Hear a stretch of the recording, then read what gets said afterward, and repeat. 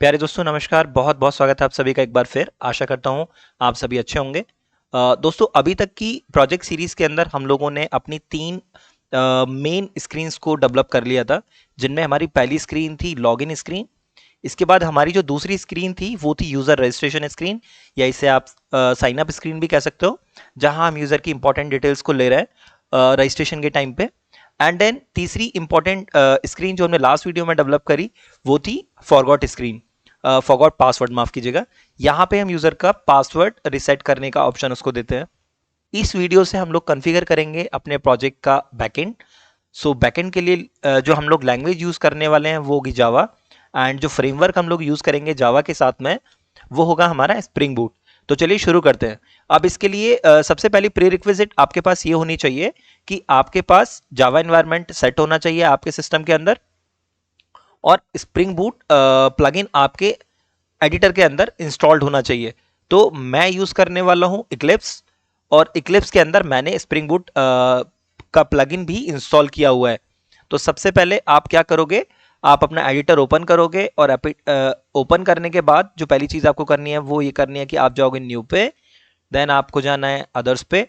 यहां जाके आपको टाइप करना है स्प्रिंग। मैं बहुत ज़्यादा बार स्प्रिंग के प्रोजेक्ट में ही काम कर रहा होता हूँ, इसलिए मुझे पहले से सजेशन में स्प्रिंग दिखाई दे रहा है। बट अगर आपको अगर नहीं मिलता है तो आपको टाइप करना है स्प्रिंग, आपको ये सजेशन में दिखने लगेगा। इसके बाद आपको क्लिक करना है स्प्रिंग स्टार्टर प्रोजेक्ट पे, एंड देन आपको करना है क्लिक नेक्स्ट पे, एंड देन आपको सेलेक्ट करना है आपका वर्किंग डायरेक्टरी। मेरे केस में मैं अपनी डिफॉल्ट डायरेक्टरी के अंदर ही ये प्रोजेक्ट बनाने वाला हूँ। अगर आपको अपनी डायरेक्टरी चेंज करनी है तो आप क्या करेंगे, यहाँ पे क्लिक करेंगे और आप यहाँ से जाके ब्राउज करेंगे, और आप अपनी वो फोल्डर को सेलेक्ट कर सकते हैं जिस फोल्डर में जाके आपको ये प्रोजेक्ट सेट करना है, ठीक है, यानी क्रिएट करना है। मैं अपने केस में इसको ऐसे ही रखूंगा। इसके बाद में आपको नाम देना है इस प्रोजेक्ट का, और आपको ग्रुप देना है और आर्टिफैक्ट आईडी देनी है, और चाहे तो आप इस प्रोजेक्ट का डिस्क्रिप्शन भी यहाँ पे थोड़ा बहुत लिख सकते हैं। इसके बाद में आपको नेक्स्ट पे क्लिक करना है, और यहां से सेलेक्ट करनी है आपकी डिपेंडेंसीज जो आपको इस प्रोजेक्ट के अंदर चाहिए। फिलहाल मैं जो यूज करने वाला हूं डिपेंडेंसीज वो होंगी लैम्बॉक, एंड देन मैं यूज करूंगा थाइमलीफ एंड स्प्रिंग डेव टूल्स, और एक स्प्रिंग वेब की मेरे को चाहिए डिपेंडेंसी, क्योंकि मेरे को अभी क्या क्रिएट करना है, रेस्ट कंट्रोलर्स क्रिएट करने हैं, तो उसके लिए मुझे स्प्रिंग वेब की डिपेंडेंसी चाहिए। इसके बाद में मेरे को क्लिक करना है फिनिश पे, तो ये आपका प्रोजेक्ट क्रिएट हो जाएगा। इसको थोड़ा टाइम दीजिएगा, क्योंकि जो डिपेंडेंसी हैं वो लोड हो रही हैं। ये कई बार इस बात पे भी निर्भर करता है कि आपके इंटरनेट की स्पीड कितनी फास्ट है, ठीक है। तो थोड़ा सा वेट कर लो, ये आपका प्रोजेक्ट अभी कन्फिगर हो जाएगा। ओके, तो आपका प्रोजेक्ट कन्फिगर हो गया है। अब आप यहाँ क्लिक करेंगे अपने प्रोजेक्ट एक्सप्लोरर में, और आपको दिखेगा आपका प्रोजेक्ट SPMS BE। हमारे प्रोजेक्ट का नाम है, BE स्टैंड्स फॉर बैकएंड। और यहाँ पे हम लोग अभी क्या करने वाले हैं, अपने मेन में जाके हम लोग एक पैकेज बनाएंगे। लेट्स से मैं इसको नाम देता हूँ डॉट APIs। तो इस पैकेज के अंदर हम लोग अपनी सारी APIs लिखेंगे, और मैं इसके अंदर पहला एक टेस्ट कंट्रोलर बना लेता हूं, सिर्फ आपको समझाने के लिए कि आगे की चीजें हम लोग कैसे करने वाले हैं, ठीक है। तो इसको कंट्रोलर बनाने के लिए हम लोग क्या करेंगे, सबसे पहले क्लास क्रिएट करेंगे। क्लास को हमें कंट्रोलर बनाना है, तो हम लोग क्या करेंगे, यहां पे लिखेंगे rest controller annotation, and then मेरे को क्या करना है, मेरे को एक रिक्वेस्ट मैपिंग करनी है। Let's say request mapping is another annotation in spring boot. तो इसके अंदर मैं क्या करूंगा, ये स्प्रिंग कंट्रोलर होगा, एंड इसके अंदर मैं क्या करूंगा, एक पाथ डिफाइन करूंगा। लेट्स से मैं इसको बोल दे रहा हूं यूजर, एंड इसके अंदर मैं बनाता हूं अपना एक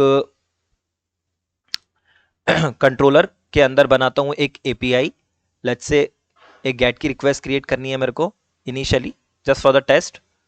एंड यहाँ मैं क्या कर देता हूँ, टेस्ट कर देता हूँ इसको। इनिशियली मैं कोई पैरम पास नहीं कर रहा हूँ इसमें, तो यहाँ मैं क्या करूँगा, बस एक एस आउट कर लेता हूँ, यानी system dot out dot println, and यहाँ एक मैसेज देता हूँ API is called.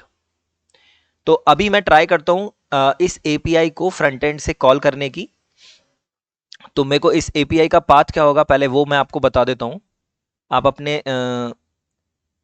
VS code में जाएंगे और यहाँ पे आप अपना थंडर क्लाइंट जो भी आप एक्सटेंशन यूज करते हैं एपीआई कॉल करने के लिए, वो ओपन करेंगे और यहाँ पे एक नई रिक्वेस्ट क्रिएट करेंगे। तो हमारे जो बैकएंड है, हमारी बैकएंड रन हो रही है इस समय। अभी हमने प्रोजेक्ट को रन नहीं किया है, तो मैं अभी बता दूं आपको कि प्रोजेक्ट को रन करना है। प्रोजेक्ट पे राइट क्लिक करके एंड देन इसको स्प्रिंग बूट ऐप पे जाके रन कर देना है। अब मुझे क्या करना है, प्रोजेक्ट के अप एंड रनिंग होने का वेट करना है। तो आप देखोगे कि हमारा जो प्रोजेक्ट है वो चल रहा है कहाँ पे, पोर्ट 8080 पे। दैट मीन्स कि अगर आप लोकल होस्ट कोलन 8080 टाइप करोगे तो ये आपके प्रोजेक्ट का रूट होगा। यहां पे मुझे करना है अपनी एपीआई को एक्सेस। तो एपीआई की रिक्वेस्ट मैपिंग थी यूजर, और यूजर के बाद एग्जैक्ट इस एपीआई को अगर मुझे टारगेट करना है तो मुझे टाइप करना होगा टेस्ट, यानी इसका एंड पॉइंट। तो मैं टेस्ट टाइप कर देता हूं सॉरी, माफ कीजिएगा। और अगर मैं इस पे रिक्वेस्ट भेजूंगा अभी, तो मेरे को क्या दिखेगा, एक मैसेज आएगा सक्सेस का, और साथ ही यहां पे एक मैसेज मिलेगा मुझे कंसोल पे, बैकएंड पे, API is called. Means API हमारी प्रॉपरली वर्क कर रही है। एक बार फिर से देख लेते हैं इसको। मींस हमारी एपीआई वर्क कर रही है। अब इस एपीआई को कॉल करने की कोशिश करते हैं अपने फ्रंट एंड से। तो लेट्स से कि मैं इस एपीआई का ये यूआरएल यहां से कॉपी कर लेता हूं और इसको कोशिश करता हूं अपने फ्रंट एंड से कॉल करने के लिए।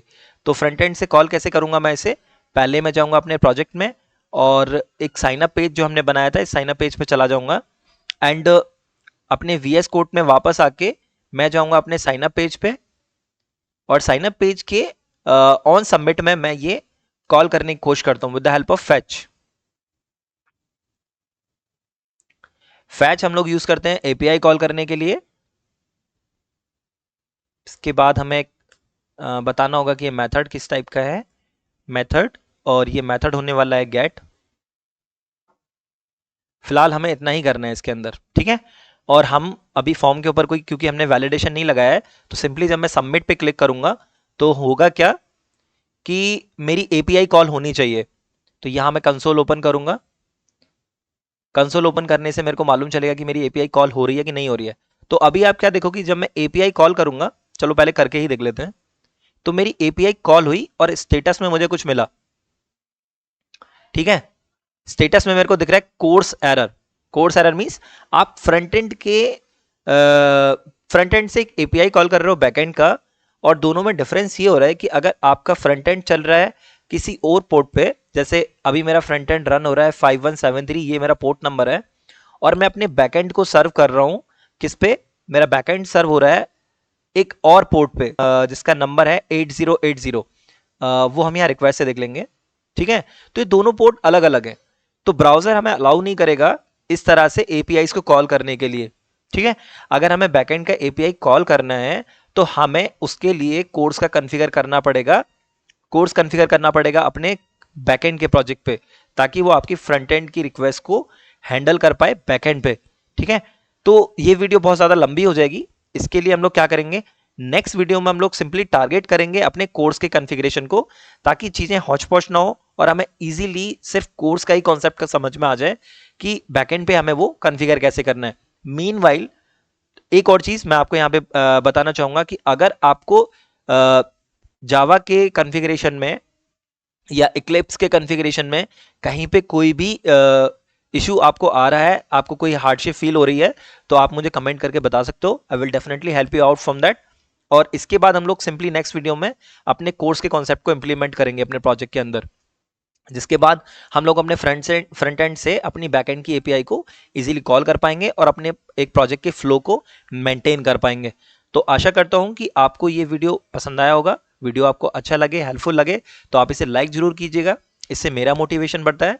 और अगर आप चैनल पर पहली बार हैं तो आपसे रिक्वेस्ट करूंगा कि इस चैनल को सब्सक्राइब जरूर कर लें, क्योंकि प्रोजेक्ट की आने वाली जो और वीडियोस होंगी इस सीरीज में, उनका नोटिफिकेशन आपको सबसे पहले प्राप्त हो जाएगा। तो जल्दी मिलता हूं आपसे एक और नई वीडियो में, तब तक के लिए अपना ख्याल रखें। नमस्कार।